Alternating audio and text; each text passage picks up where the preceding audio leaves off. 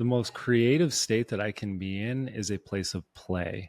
Mm. And when I'm in a state of play, it means that I have to let go of control. Hello, everyone. Welcome back to the Soma+IQ or Somatic podcast.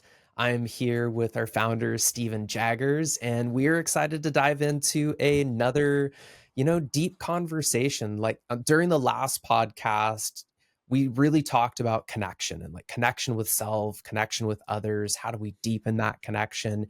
And towards the end of the podcast, we really started tapping into like creativity as a form of connection. And like you even made that joke that you were talking to somebody about that you're a plumber because you like help people to clear their pipes so that things can flow in that like natural way that creativity is meant to. So like I'm really excited to dive into this conversation around creativity with you today, Jaggers.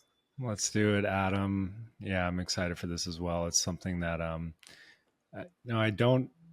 People often will say, "Oh, I'm just not a creative person," but I think it's innate Mm. inside of all of us, and I think that statement is a byproduct of some other things that are going on. So we can get into it.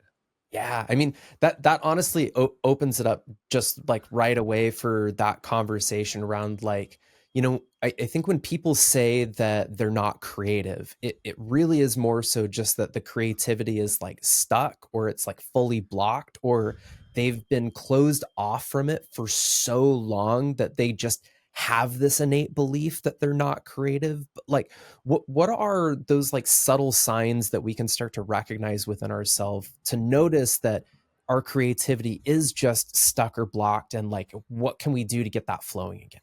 Yeah, absolutely. Well, everyone is creative because as a human, we are a creator. We are creating our reality. And for me, having that understanding is it can be a little bit challenging because then you actually have to take responsibility for your Mm. life Yeah. because we're all creators, which means that we are creating our reality, which a lot of us, we might wake up in the morning and really not like our reality, which at that point, if we're putting our responsibility in the government or in our parents or in mommy and daddy or in whatever it is, we're denying our creative innate intelligence that's inside of us. And so most of the times, if we're not feeling creative, we don't have this like just zest creative energy, there's too much constriction around us in certain ways. And that constriction could be from an emotional component, it could be from a physical component, it could be from too much going on inside of our mind. So we could unpack all of those. But really, creativity is a natural byproduct of sensitivity. I heard this quote one time that art is just highly sensitive people reporting back how their reality is. Mm. That lands so heavy because it's like when you look at someone's art, it's Yeah. almost as if like you can see the emotional place that that art was created from. Yeah, Rick Rubin says art is a journal entry in time.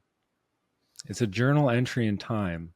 So it's like and it's an honest representation of where you are at in the moment. It's an expression of self with whatever tools you have to create that art in that moment of time, just giving yourself an honest representation so that other people can feel where you are at. A good piece of art or creativity is going to create a felt sensation inside of another person. And really good art comes from you being able to feel inside of yourself.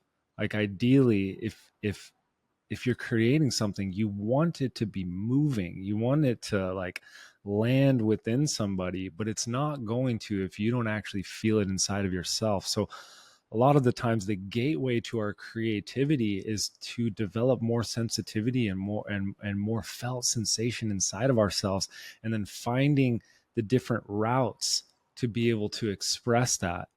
And the other thing I'll say is that we we talk about this a lot in somatic breath work, but we are expression vessels.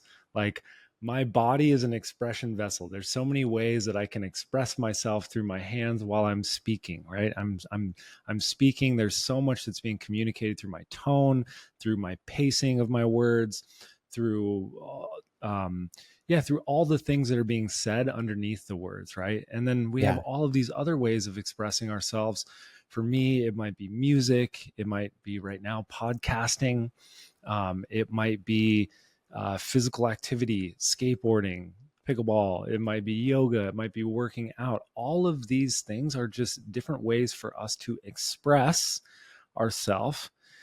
And if we don't have different routes of expression, then we become suppressed or repressed, which means our tubes have been clogged at this point, or we get to the Yeah. point where the pressure is so dense that it densifies into a dis-ease of energy flowing through our system. A natural, healthy person has energy that's flowing through them.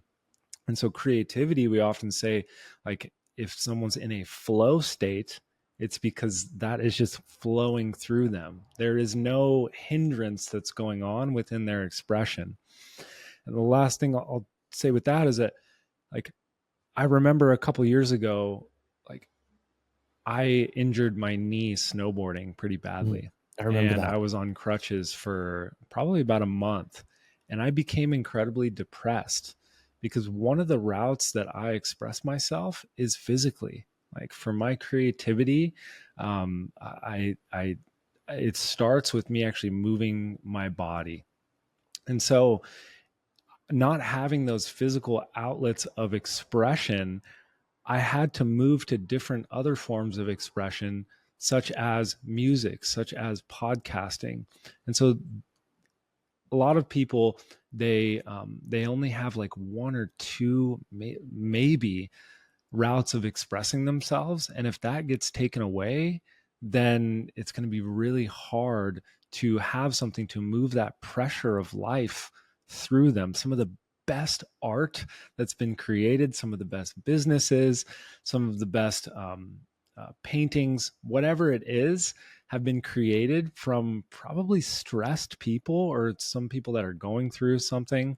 You know, my best poetry comes from when I've gone through a breakup, or when when my heart, I'm feeling quite sappy. But that's when I'm feeling the most. And Yeah. that's when I've been able to find a route to channel that thing into an expression. Yeah. I mean, I remember to this last in-person training that we did together that you share this quote all the time of like, think about your favorite music artist and Yeah. think about your favorite song of theirs that most likely was created from a time where they were highly stressed or highly emotional. And that's why it triggers this like felt sense. I mean, there's just Mhm. certain songs that you can listen to that you can't not feel what that person was going through because Mhm. it's woven into every note that they intentionally chose, every word that they specifically chose. And so like with this thought of the artist and like you mentioned highly sensitive people and creativity and like, even go as far as like, when you couldn't creatively express yourself through your physicality just through that knee injury, like that led to depression. That if that went unchanged, say you didn't actually find another creative outlet, you just went deeper and deeper into that depression, that then most likely would lead to some form of addiction of trying to get out of that depression or trying to self-soothe and numb and all of those things. So like I'm really curious, what do you see as like the correlation between people who are highly sensitive or people who are highly creative that maybe do Yeah. get boxed up or bottled up that then leads to addictions and things like that? Like, I'm Yeah. just curious on your thought process for that. Yeah, this is something that I've experienced deeply in my own life, and I've watched so many people go through this. And we all know different artists. Let's just take musicians for example, that um when they're first starting out, there's so much raw passion and emotion in their music, and then they eventually make it, and then they don't actually have that same fuel source anymore. and they're struggling to produce art because, or music or whatever it is, because they have now found a way to channel that thing that was inside of them that needed to come out. They found a route for it, and then at a certain point, maybe you make it, and then you don't have that same pressure. Or a lot of people turn to drugs, alcohol, different things when you start to experience success, because a lot of our nervous systems were not designed to handle that sort of visibility and that sort of pressure from especially the modern world with technology. But sensitivity, creativity, and addiction are so intrinsically connected.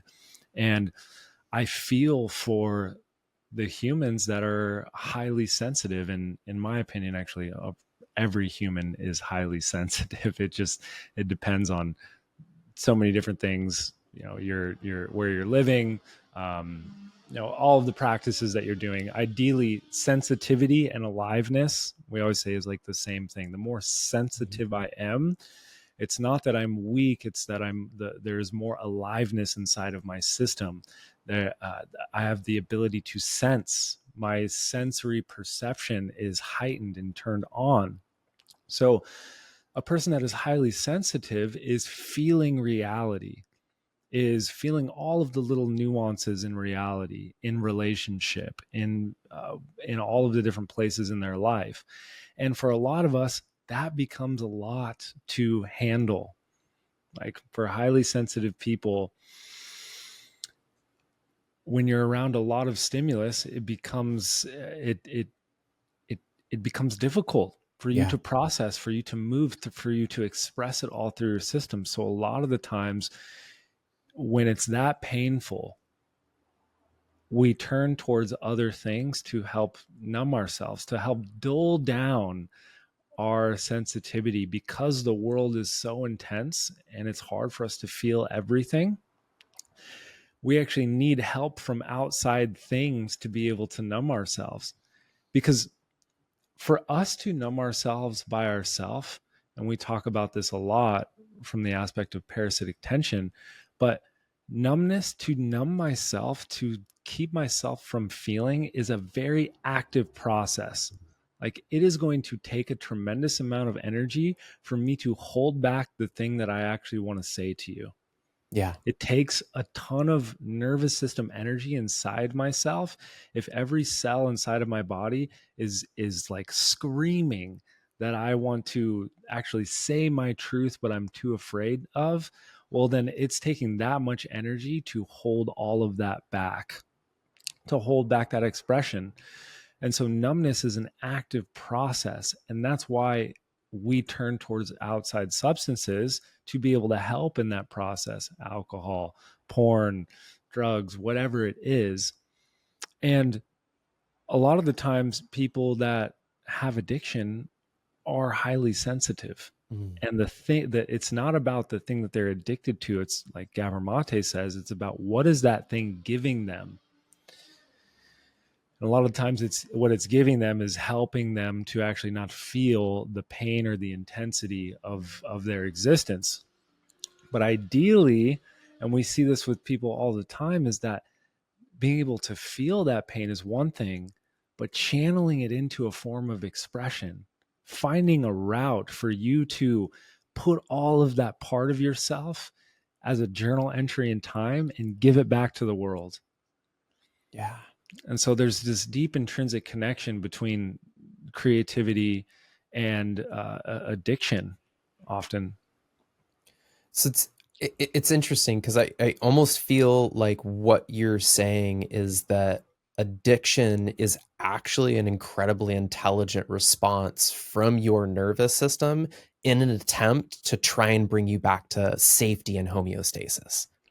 Absolutely. Addiction is it's never about the thing, it's about what is that thing giving to us. And I can't remember who the quote is. I think it might be Gabor Maté, or actually Johann Hari, I think his name is. But the opposite of addiction is not sobriety. The opposite of addiction is connection.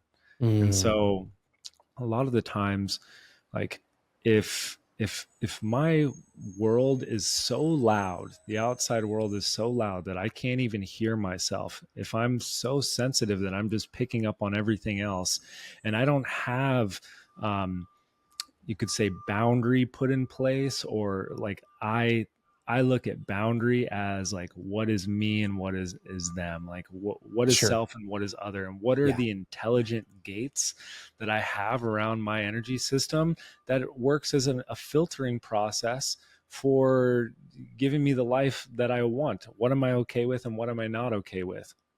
And so um like this process, or this addiction, we focus so much on what is the substance and what is my, like, what am I trying to get from it, but it's like, what is it giving us? And a lot of the times it's giving us a false sense of connection to Mhm. ourself. Yeah. Yeah.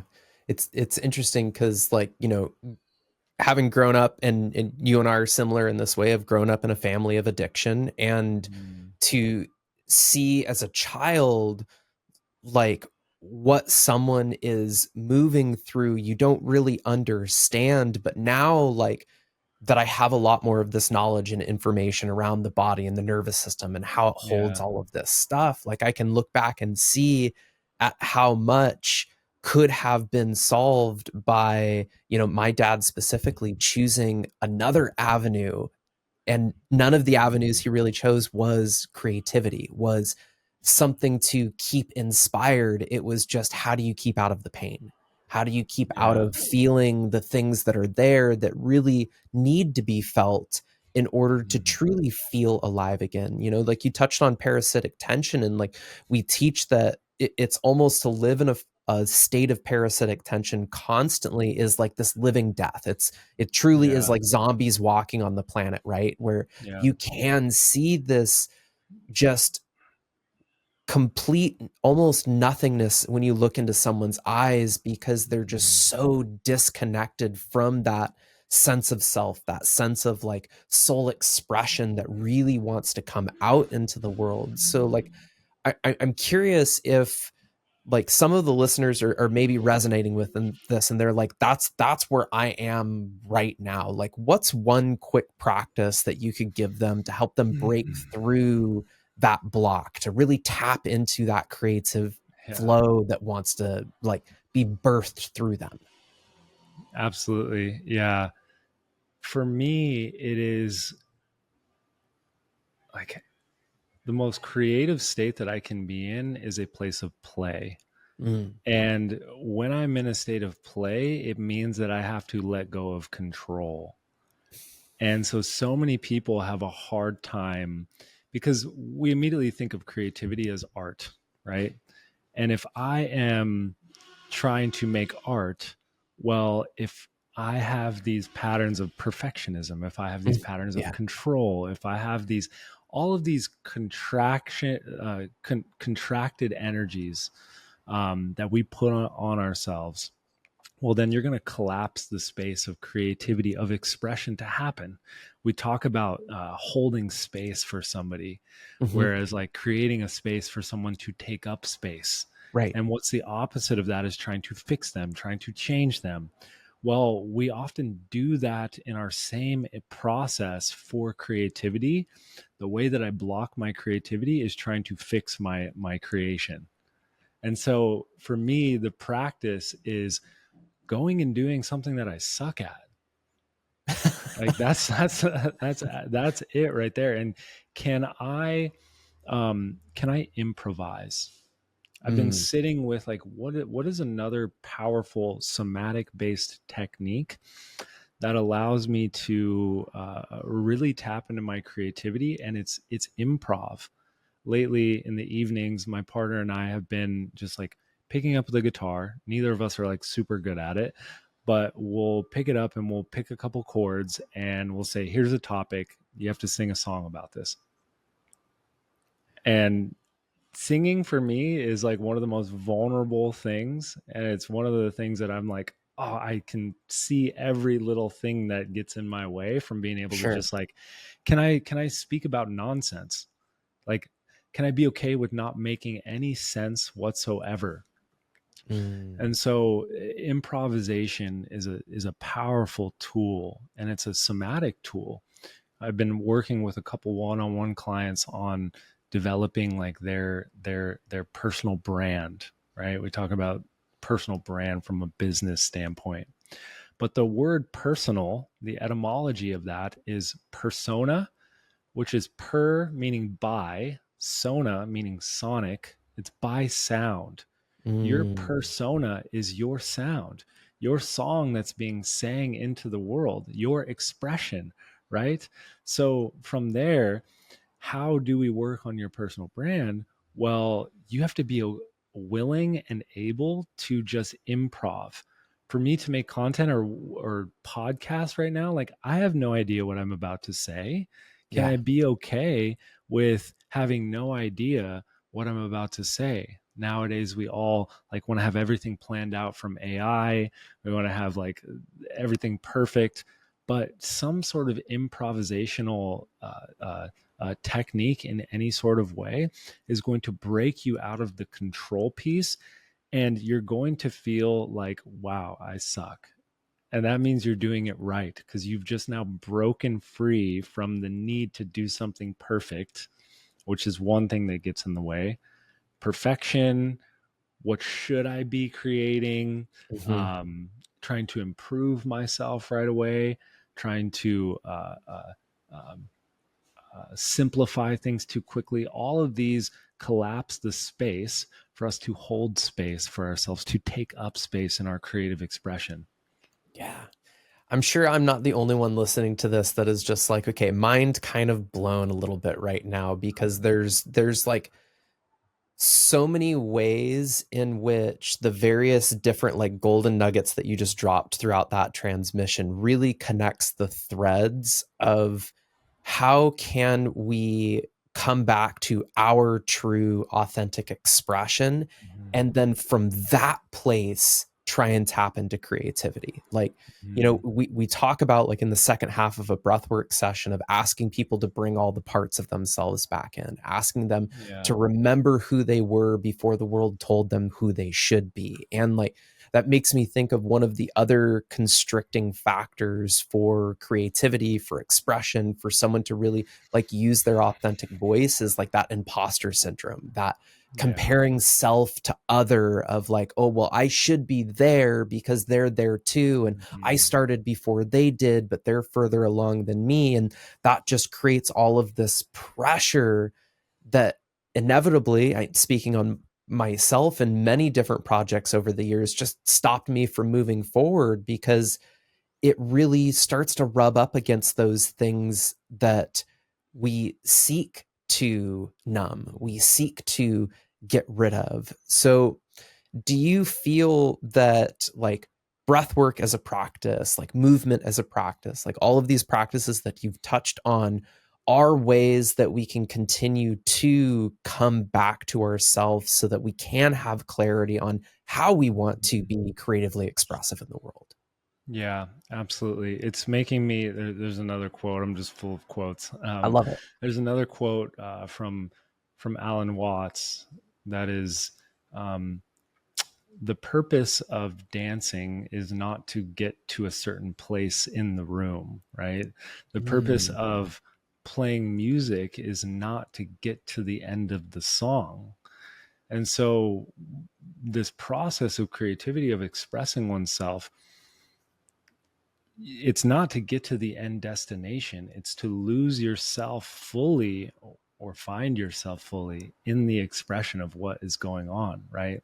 So, something that I witness with people is, and this is, there's so many different modalities that can support this, but specifically within somatic breath work, is that oftentimes, and I'd be curious to know if you've seen this as well, when people first start doing sessions, a lot of the times there's a lot of clearing that happens. There's a yeah, lot of completion. There's a lot of moving through a lot of the emotions that have been stuck inside of me that have backed up my flow. Like I am emotionally constipated because I have sure. not been letting myself feel anger or sadness or shame or guilt. Um, and so I got some sirens going on. It's real life, people. This I is a know, real life yeah. podcast. I just came from the forest to now the middle of Venice Beach, so it's a little bit different for my highly sensitive self here. Um, but what I was saying is that in the beginning, when I'm working with someone, oftentimes who have not done a lot of somatic work, clearing out a lot of the emotional backlog and getting them to express the things that have been suppressed for so long, to actually clear the channel, because eventually those expressions of sadness and anger or shame or whatever the body needs to move through that has kept it in a contracted state, eventually over time, people naturally want to start turning their expressions into an art form. Like we all, inside of everyone, this is a belief that I have, is that there is a unique expression. There's a unique essence. You could call it your soul, you could call it your beingness, you could call it your spirit, whatever you want to call it, but there is a unique signature inside of each one of us that craves to be expressed, that craves to be that craves to become, and we become through expressing ourselves. And then through that expressing of ourselves and who we become, we find our belonging. We find the other people that enjoy those expressions as well. And so for us to actually feel our essence, we have to do a lot of the clearing, a lot of the internal work, a lot of the self-discovery work. You know, your like the Rumi quote, your task is not to seek to find love, but it's to remove all the barriers in the way. Yeah. Your task is not to seek to find yourself out in the world. It's to remove all the barriers in the way that are keeping you from being able to feel yourself, right? And so Yeah. I see a lot of people, and I've made this mistake in my own life, is that when I'm creating, and specifically in business, or like I've been fascinated by this idea of personal branding lately, because it really is just like, what's your core essence and how do you express that into the world in a congruent way? But for me, and I know so many others, we're building our creativity, or we're expressing ourselves from like a branch off of ourselves versus and what will happen is that if you're expressing yourself just from that branch, well, you're never going to feel like you're fully congruent.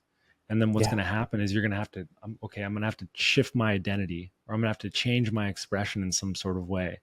But if you do enough self discovery to where you get to the seed and you express yourself from there, well, you'll never have to rebrand. You'll never have to change who you are. What is because then it's just the medium of which you're expressing yourself is going to change, but it's not you. It's not your felt essence that needs to change, right?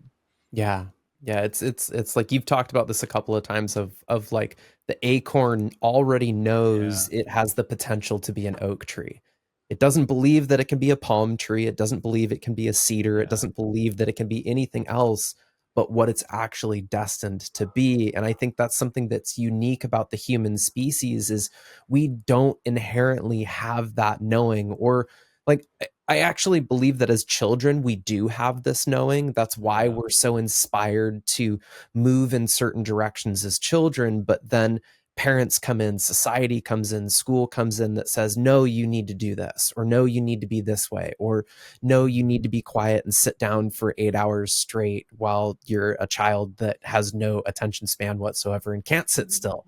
You know, it's almost like we've systematically had this sense of creativity obliterated in us because of how our schooling system is designed. You know, if you don't get something perfect, you get a bad grade, or if you don't do Yeah, something that follows the structure of the certain course or task that's been put at hand, then you get a bad grade. But like, isn't creativity really about expanding beyond what we actually think is possible? Like some of the most beautiful art, some of the most beautiful music has been created by individuals that stepped outside of the norm, that stepped yeah. outside of what was known at that time to be music or art. Like, I mean, Mhm. Picasso is a perfect example of that. The art Oh that he yeah, was creating in his time was like Why? So weird. So wild, so weird, so out there, and yet Yeah. one of the most valuable artists from a collector's standpoint Mhm. in existence.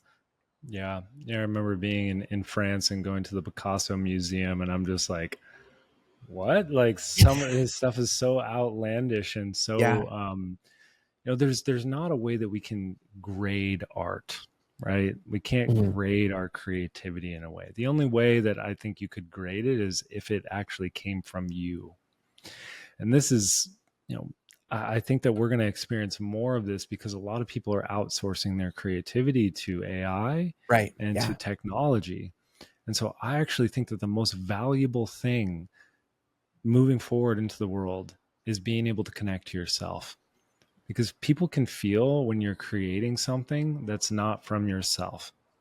And Rick Rubin talks about this so beautifully, is there is like, you can create something that the world is wanting, which is beautiful, which is incredible, but that's not art. That's commerce. There is Okay. this marrying of creating something that the world is wanting, and then we have, the typical starving artist that's on the other side that's creating art, but it's like, I'm creating this just because I like it. I don't care if the world likes it. That's why they call them starving artists, because ideally, from a standpoint, we're creating something that both is authentic to us and what we're wanting, and then we're marrying that with what the world actually wants. And you find yourself in that sweet spot right there. It's going to be authentic to you, and also you're creating in a way that's symbiotic. Because ideally, I talked about the unique expression. We all want to express ourselves, but we want, at a core level, we want to feel like it's bringing something to the table for the world.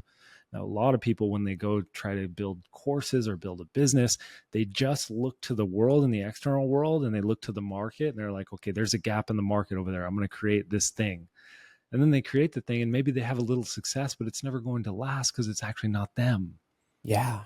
Yeah. It makes me think of what you said on the last podcast about that you've never been burnt out from working too much. You've only been burnt out from working on things that you're not passionate about, that you're not Mhm. in, that doesn't spark that inspiration or that creative flow to Yeah. enter in. And it's interesting because I can think back to so many times in my life where I got to those places of like true burnout. And yeah, it was because I was just trying to do a job that made me money, or I was just trying Mhm. to do a job that would make me be perceived in a certain way. But the more I've leaned into the last couple of years of just being my authentic expression, and something I'm so thankful and Mhm. grateful for the somatic community for really like embracing my wholeness in that way and openly welcoming the true expression, because that's what this work is all about. But the more I've leaned into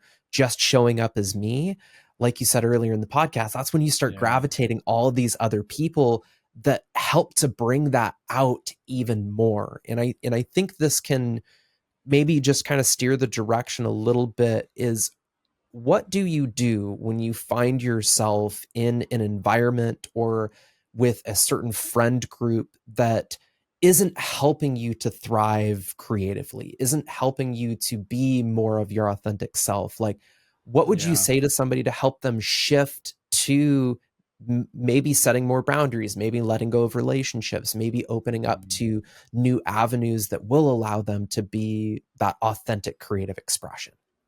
Yeah. And you really actually answered this within what you've said, which was um like being your authentic expression. You didn't say becoming your authentic expression. Yeah. Your becoming is a byproduct of being your authentic expression, if that Can you makes say that sense. one say that Yeah. one more time? Yeah. Your becoming is a byproduct. It's not the goal. It's your becoming is a byproduct of you being your authentic expression. One of the frameworks that I love to run in my own internal operating system is being, becoming, and belonging. That Mm, is from Thomas Hubel, someone that I love and I study from, and I've taken that and I've kind of thrown my own understanding on it. But a lot of us spend all of our time in the becoming side of things. Like we're just like, who am I going to become? Or we're working a job to become something, or we're going down this route of just focusing on the becoming. But the becoming is a byproduct of who I am being. And so if I am not connected to who I am, my human beingness, my natural being, and expressing myself from there, the becoming, you become something because it's a byproduct of you being your natural expression. And then at that point, when you are being your natural expression, your becoming finds you in a place of belonging that's in alignment with your being. Yeah. So if you focus all this time on becoming, such as working a job, or going down a route with school, or to become a doctor, or whatever the title is, like I'm putting all this energy to become something, and then you'll probably find yourself belonging around people that are becoming the same thing, right? And if that's not actually connected to your being, you'll always feel lonely, or you'll always feel like a part is missing. And Mm. so really that's like, we have to root to rise, right? We have to go Yeah. inward to connect. And that's, for anybody that's finding themselves around people that aren't like, because like you just said, Adam, you're surrounded by people that are giving you permission to be your authentic expression. But Right. we're not trying to do that. That's just happening, Yeah. right? These are all byproducts because you're being, Right. right? And you're Right. not trying, like, think about the past few years for you. You haven't like probably tried to put a bunch of energy to become, or burnt yourself out in the process of that, or tried to belong in a certain place. It's that you've been doing this internal work to connect to your beingness, and finding different routes of expression, testing and trying different things to express yourself within that. And you stick with that for a long enough period of time, you will become something, and you will Yeah. find yourself belonging in a community of people that love you. It's one of the main reasons why I love calling the repatterning phase of breath work the remembering phase of breath work, Yeah.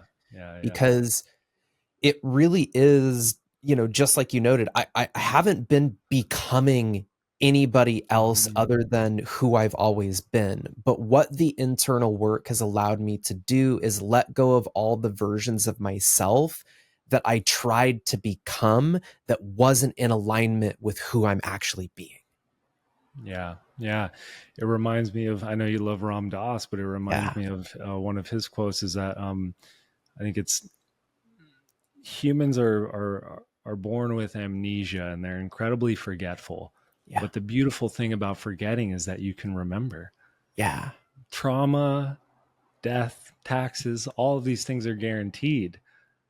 But the beautiful thing is that we can remember, right? Like forgetting is guaranteed.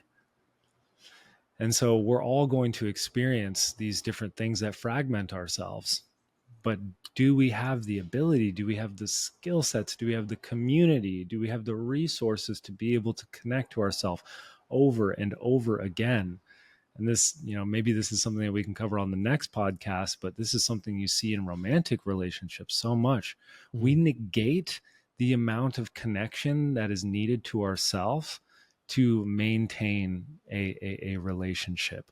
And it's not a one-time thing, because we're a verb and we're changing and we're going through our process. And like, we have to have these tools, these ways of living that draw us back to ourselves over and over and over again, so we Yeah. can actually express ourselves from that place.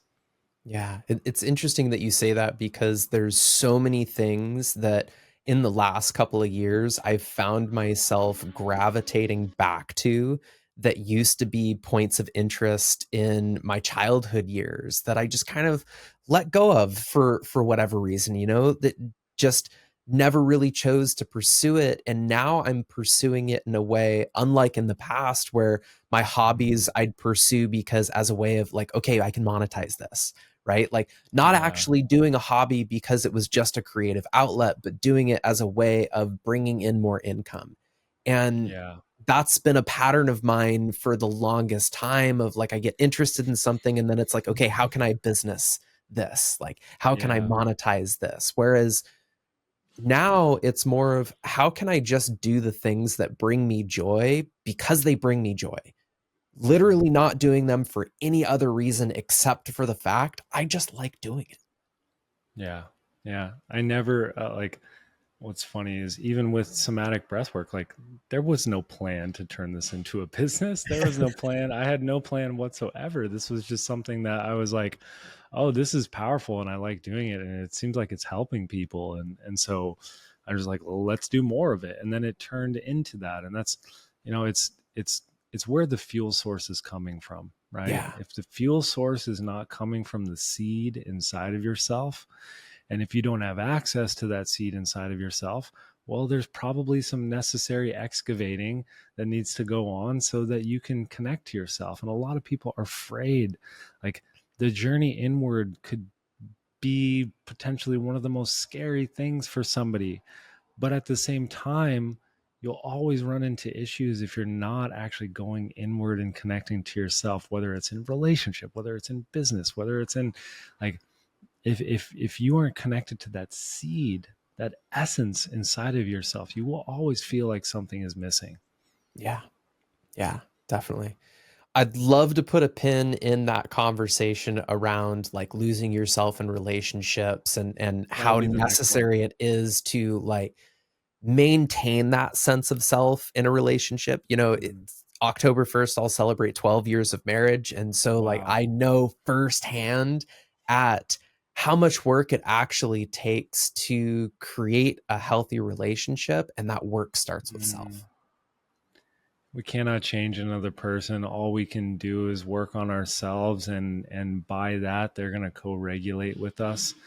And yeah, we can say this for the next one, but like where I see most people having issues when they're losing themselves in relationship is a healthy relationship is like a breath. Yeah. It basically is like we're two individuals, and then we come together and we lose ourselves in love, which is one of the most beautiful feelings in the world. And we come together and we connect, and then it's time to come back as individuals and connect to ourselves and have our own hobbies and things we love to do, and honoring in the differences.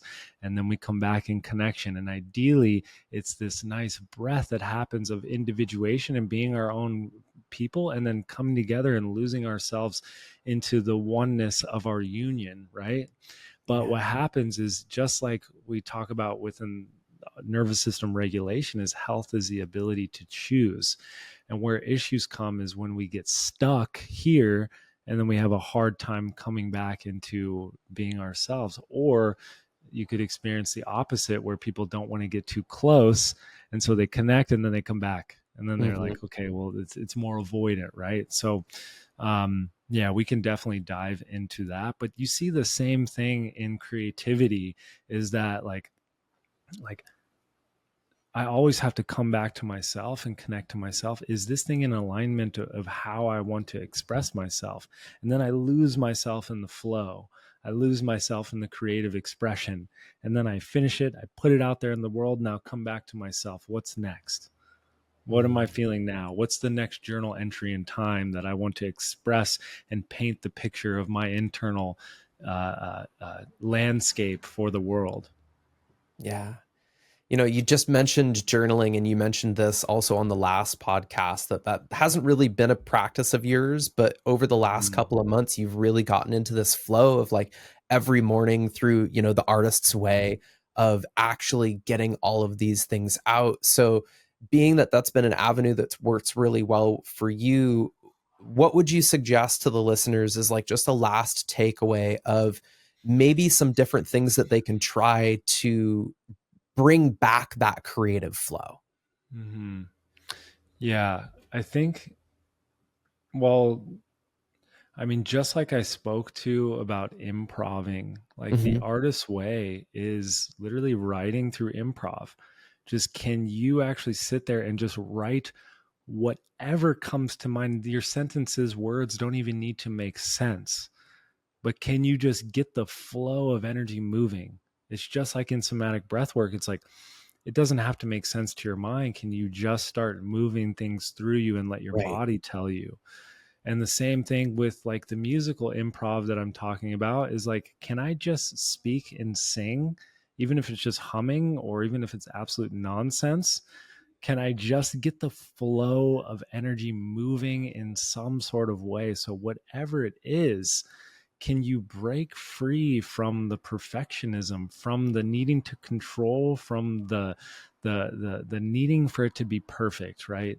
Yeah. For me, it's always connection over perfection, and it's iteration over perfection. It's like, can I just devote myself to one practice? It could be journaling, it could be improv dancing. Maybe that's the next one I need to do because I know I have some stickiness around that.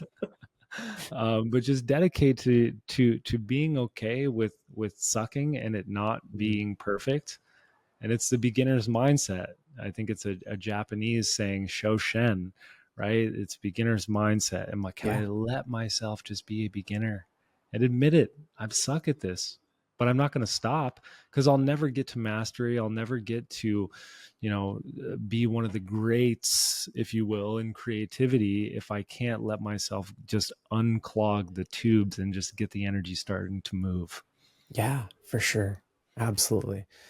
Well, Jaggers, thank you again for just such an incredible conversation. I know I will definitely be re-listening to this one many times because there's just so many little golden nuggets that are in there that, like, sometimes you just have to hear things a couple of times before it finally lands. And sometimes it just takes someone saying it in just a certain way that it's like, Yeah. okay, I Yeah. got it. And then Yeah. that sends you off to that catalyst of just like, okay, next step, next step, next step, next step. Right. Yeah, we need to be reminded more than we need to be taught, right? Yeah, 100%.